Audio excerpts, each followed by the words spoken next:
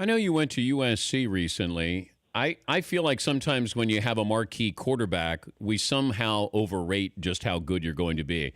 I love Darnold. I just don't know if they're on the national stage where everybody expects them to be. Tell me differently.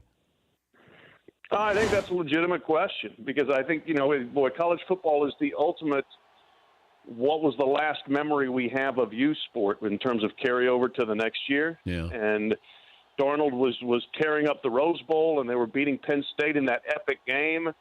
You got your quarterback back. Penn State has their quarterback and running back back, and everybody said, oh, they're going to be great. Well, they both got some major holes to fill. USC needs new receivers. They've got some people that need to step up defensively. So I think that there are legitimate questions there, but I can't wait to see Darnold play again. Sat down with him last week, as you said. Really just a cool guy. Plays the quarterback position differently than most people I've seen. He's got that real just kind of flair to make stuff up on the fly. Sometimes drives his coaches a little bit crazy, I think, because he doesn't just drop and put his foot in the ground and throw like Tom Brady. But, Brett Favre and John Elway did it that way, and they were pretty fun to watch. And I think Sam Darnold's kind of cut from that cloth. I watched the Rose Bowl again. That game is unbelievable. It really is. I mean, I know sometimes when we have a great finish in a game, then we say, oh, that was a great game.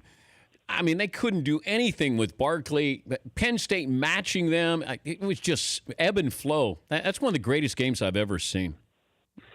It really is. It's and unbelievable. I was there for it, and people were like, why did you go? Because it's not in the playoff. Well, I thought, okay, well, whoever wins this game is going to say we should have been in the playoff. I figured that's the column. But then you end up sitting there watching this ridiculous classic game, as you said. I mean, Man.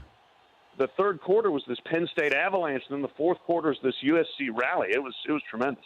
Yeah, my daughter went to the game and took a picture, and she normally leaves at halftime. And I told her, you're at the game, do not leave that game. And then the game is over with, and she said, I guess that was a really good game, Dad, right? She knows nothing about football. I said, honey, that's one of the greatest games you'll ever see, even though you have no idea what you just saw. The Dan Patrick Show, weekday mornings on Audience.